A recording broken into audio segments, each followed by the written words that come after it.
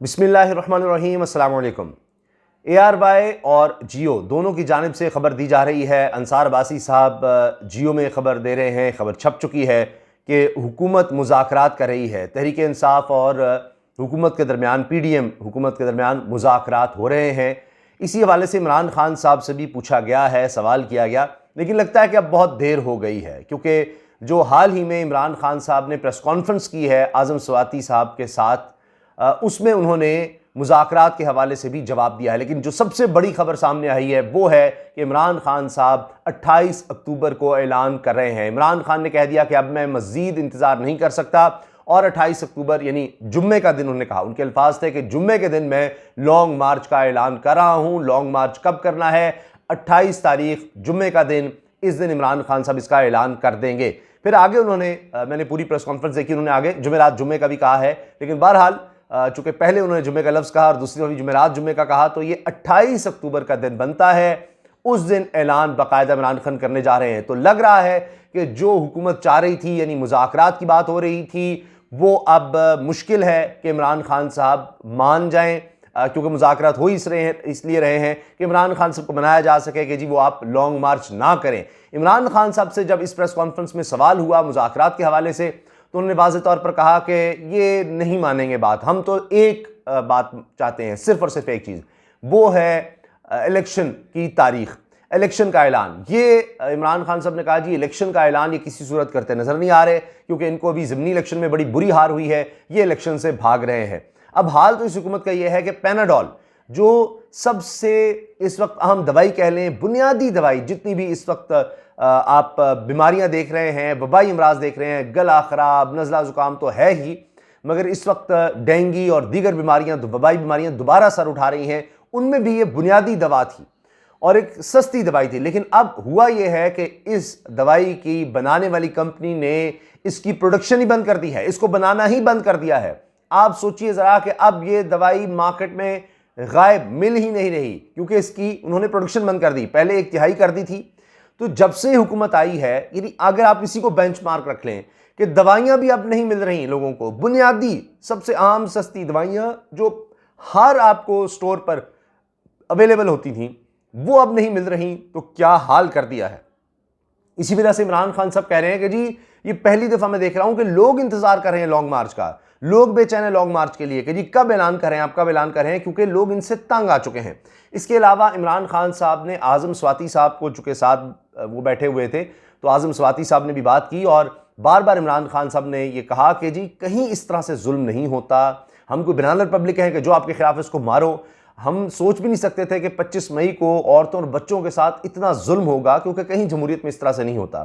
तो ये जिस तरह जुल्म करते हैं, जिस तरह इन्होंने केसेस बनाए हैं, जो शहबाज गिल के साथ किया, अगर उस वक्त नोटिस दिया गया होता अदालत की तरफ से, तो फिर आज़म स्वाति के साथ ये ना होता। एक सेनेटर आज़म स्वाति साहब कहते हैं 17 साल से मैं सेनेटर हूं, मैंने कानून भी पढ़ा है, तो मेरे साथ इन्होंने किया। इमरान खान साहब ने सवाल किया कि जी FIA ने इनको पकड़ा, उठाकर ले गए, 2 घंटे किसके हवाले किया, जिन्होंने इनके ऊपर तशद्दुद किया, इनको भरना किया, और इनकी छोटी छोटी पोतियों के सामने।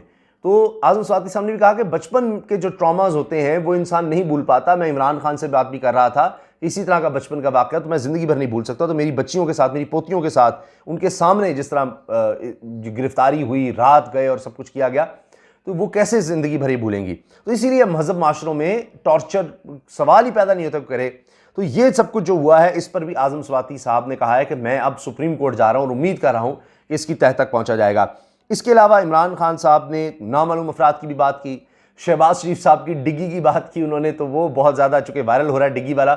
वो ये कि एजाजुल हक साहब, आपको पता है कि वो इन्फॉर्म्ड शख्सियत हैं, मुक़्तदर हल्कों के करीब समझ जाते हैं हमेशा से। उन्होंने कहा कि शहबाज शरीफ डिग्गी में मोहम्मद अहमद खान की गाड़ी की डिग्गी में छुप छुप कर जाकर मुलाकातें करते थे, और ये सारा रजीम चीज़, या वज़ीर-ए-आज़म बनने के लिए सारा कुछ उन्होंने किया। तो इमरान खान साहब ने इस पर भी कहा कि जी वो एजाजुल हक ने बात की है, तो डिग्गी में जो जाकर छुप छुप कर मिलता हो, उसके बारे में मैं क्या बात करूँ। तो ये भी उन्होंने तंज किया शहबाज शरीफ पर। शहबाज शरीफ साहब ने अपनी भी एक प्रेस कॉन्फ्रेंस सजाई थी वज़ीर कानून को बिठाकर साथ, तो उसमें भी बड़े ज़बरदस्त सवाल हुए हैं। कुछ ने तो ये कहा कि जी आप, एक सहाफ़ी ने सवाल पूछा, चोर चोर कहते थे आसिफ जरदारी को, आप इमरान खान को अब चोर चोर कहते हैं, तो आसिफ जरदारी को तो आपने आज साथ बिठाया हुआ है। तो लाजवाब कर दिया शहबाज शरीफ साहब को। तो ये जुर्रत वाले साफ़ी आज भी मौजूद हैं। इमरान खान साहब ने यह भी कहा है कि जी नामालूम अफराद जो मर्जी करें, क्या इनके लिए कोई कानून नहीं है कि किस तरह लोगों को खौफजदा किया जाता है, उठा लिया जाता है, गायब कर दिया जाता है, ये सब क्या हो रहा है। और आज़म स्वाति साहब ने कहा कि जी कहीं ये ना हो कि ये शोले अदलिया तक ना पहुंच जाएं, यानी जिस तरह हमें बरहना करके यानी कपड़े उतार कर तशद्दुद किया जाता है, तो क्या किसी जज के साथ जब ये सलूक होगा तो तब नोटिस लिया जाएगा, ये उन्होंने बात की है। तो काफ़ी इसमें इमरान खान साहब ने ऐसी बातें की जिनको बड़ा हाईलाइट किया जा रहा है। और उन्होंने कहा कि उनको अब ये लग रहा है कि मुज़ाकरात से कोई फ़ायदा नहीं होने वाला, अगरचे हुकूमत अब बड़ी कोशिश कर रही है, कई लोगों को इसमें शामिल किया, अंसार अब्बासी साहब की, इसके अलावा ARY पे जो खबर है वो भी मैं आपके सामने रखूँगा। दोनों तरफ से और भी जगहों पर कहा जा रहा है कि जी पहले भी 25 मई को भी मुज़ाकरात हुए थे और बकौल अंसार अब्बासी साहब के कि उस वक्त शाह महमूद कुरैशी साहब के सख्त रवैये की वजह से मुज़ाकरात नाकाम हुए थे जब पहला लॉन्ग मार्च किया गया था। तो अब फिर लग ही रहा है कि लॉन्ग मार्च इमरान खान ना करें किसी सूरत में, तो कोई बैठ कर बातचीत हो जाती है। लेकिन इमरान खान साहब ने ये कह दिया है प्रेस कॉन्फ्रेंस में कि उनको उम्मीद नज़र नहीं आती, क्योंकि इनको पता है कि इलेक्शन का मतलब तो इनके लिए सियासी मौत है और ये उस तरफ किसी तरह से नहीं जाना चाह रहे। इमरान खान साहब ने लॉन्ग मार्च के हवाले से बात करते हुए कहा कि जी मेरी 27 साल की जद्दोजहद है, एक चीज़ की मैं गारंटी दे रहा हूँ कि ये पुरअमन एहतजाज होगा, कोई इसमें तशद्दुद नहीं होगा, कोई कानून हाथ में नहीं लेगा शख्स, और इसमें औरतें और बच्चे भी आएंगे और इन्जॉय करेंगे। ये इस तरह का मार्च होगा और इसकी डिटेल्स मैं आपको अभी नहीं बताऊंगा, जब मैं ऐलान कर दूंगा यानी जुम्मे के रोज़, उसके बाद आहिस्ता आहिस्ता कुछ चीज़ें आपको नज़र आएंगी या पता चलेंगी कि किस तरह से ये हम लॉन्ग मार्च को आगे बढ़ा रहे हैं या करेंगे। तो ये बड़ा ज़बरदस्त होगा और इतना वो कह रहे हैं कि मुझे लगता है कि कामयाबी तो अल्लाह ताला देने वाला है, लेकिन पाकिस्तान की तारीख का ये सबसे बड़ा एहतजाज ये मार्च होगा, ये इमरान खान साहब ने कहा है। और इनका कहना था कि अवाम हमारे साथ निकले तो इनको खौफ आना शुरू हुआ कि हमारे साथ हुआ क्या है।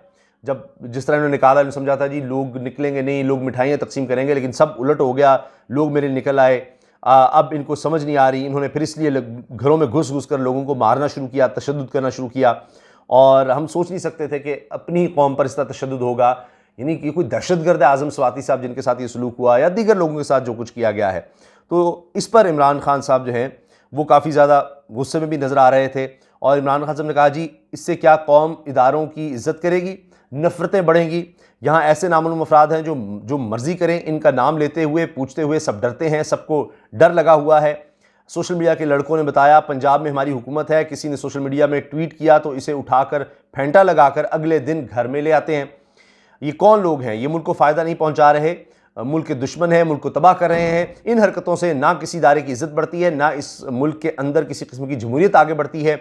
लोगों की आज़ादी राय बंद करके किसी को भी इज़्ज़त नहीं मिलेगी। ये सब बातें इमरान खान साहब ने की। आखिर में मैं आपको ये थोड़ा सा जो लॉन्ग मार्च के से पहले मुज़ाकरात का दौर शुरू हो गया है कि जी इमरान खान को रोका जाए, भाई मतलब एक तरह से कि बात मान जाओ, अच्छा हम बैठते हैं बात करते हैं। शहबाज शरीफ भी इसका इशारा दे रहे हैं कि बात तो सुन लो, बात तो कर लो, क्योंकि इस हुकूमत के हाथ से गेम निकल चुकी है।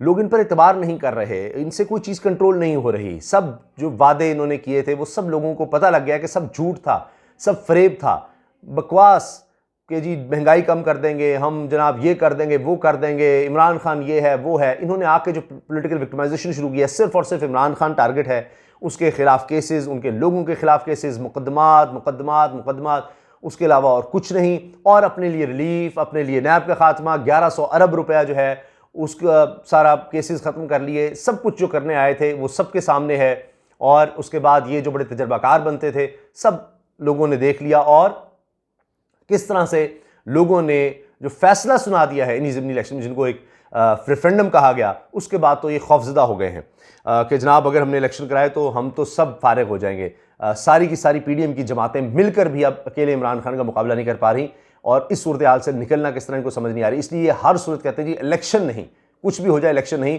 लेकिन अजीब बात यह है कि इमल वली जो सदर हैं अवामी नेशनल पार्टी के, अभी हारे भी इमरान खान साहब से, उन्होंने सलीम साफ़ी साहब को इंटरव्यू देते हुए, अभी वो बड़ा चल रहा है जनाब, वो कह रहे हैं जी तहलील करें असम्बलियाँ, हम तैयार हैं इलेक्शन के लिए, लेकिन चूंकि इत्तेहादी हैं, सारे दूसरे हैं, उन्होंने फैसला करना है। वो तो इतने डेस्परेट हुए हैं, वो कहते हैं जनाब हमारे हाथ क्या आ रहा है, चलो फिर सारों से ही जाए इलेक्शन करवाओ। तो कह रहे हैं इलेक्शन करवाएं। अच्छा जी, अब अंसार अब्बासी साहब की खबर के मुताबिक एक बड़ी पेशरफ्त ये हुई है कि बाहमी सियासी तनाज़ात पर बहस और इन्हें तय करने के लिए मौजूदा हुकूमत के नुमाइंदों और इमरान खान की ज़ेरे क़यादत पाकिस्तान तहरीक इंसाफ के दरमियान बराह रास्त मुलाकात हुई है। दोनों फरीकैन के दरमियान 2 रोज़ कबल मुलाकात हुई और इजलास हुआ। पीटीआई चाहती है कि आम इंतखाबात जल्द कराए जाएं, भले ही ये आइंदा साल मार्च या अप्रैल में 2023 में कराए जाएं, और इसके एवज वो मिसाक मईशत और दीगर इदारा जाती इस्लाहात के मुआहदे पर इत्तेफाक करेगी। यानी इलेक्शन का आप अनाउंस कर दें, अर्ली इलेक्शंस, तो बाकी चीज़ों पर हम बैठकर बात करने को तैयार हैं।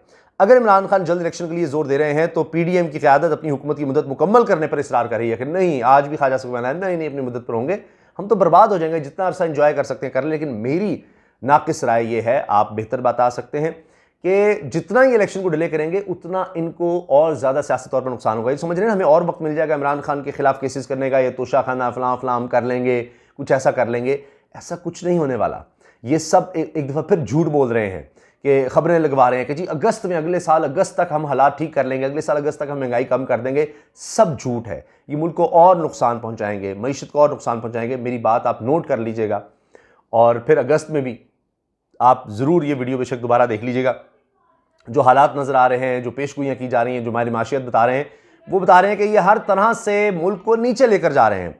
अच्छा जी, आगे अंसार बात सब लिखते हैं, अगर इमरान खान इलेक्शन के लिए जोर दे रहे हैं तो पीडीएम की क़यादत अपनी हुकूमत मुकम्मल करने पर इंतजार कर रही है। कई माह के वक्फे के बाद दोनों फरीकैन के दरमियान क्या कुछ ज़ेर बहस आया, इस पर मुतल्लिका क़यादत बातें सामने ला रही है। दोनों फरीकैन के दरमियान आइंदा दिनों में एक और मुलाकात होने वाली है। अगर ये मुलाकातें जारी रहीं तो आइंदा मुलाकातों में दोनों फरीकैन में दोनों तरफ से मजीद नुमाइंदे शामिल होंगे। पीटीआई गुज़श्ता कई माह से कोशिश कर रही है कि वो इस्टेब्लिशमेंट के जरिए अपनी सियासी अहदाफ हासिल कर ले, लेकिन इस्टेब्लिशमेंट सिर्फ दोनों फरीकैन के दरमियान मुज़ाकरात में मुआवनत करने के लिए आमादा थी। वज़ीर-ए-आज़म शहबाज शरीफ ने जुमेरात को पीटीआई की हुकूमत के साथ बातचीत की आमादगी के हवाले से बयान दिया था, और फिर इन्होंने मतलब इंतखाबात के हवाले से, इंतखाबात के हवाले से आमादगी का इज़हार किया कि जी हम मतलब इमरान खान से बातचीत की बात का इन्होंने कहा था कि बुरहान से निकलना है, और इस पर मुज़ाकरात की पेशकश भी हुई। फिर ये कि जी आगे लिखते हैं सवाल साहब कि जी ये मई के वस्त में दोनों में बातचीत हुई थी, यानी वही 25 मई के हवाले से बताते हैं, और फिर 25 मई को भी मुलाकात हुई थी। ये वही दिन था जब इमरान खान ने इस्लामाबाद की तरफ मार्च किया था, ताहम ये बातचीत किसी ब्रेक थ्रू के बगैर ही खत्म हुई।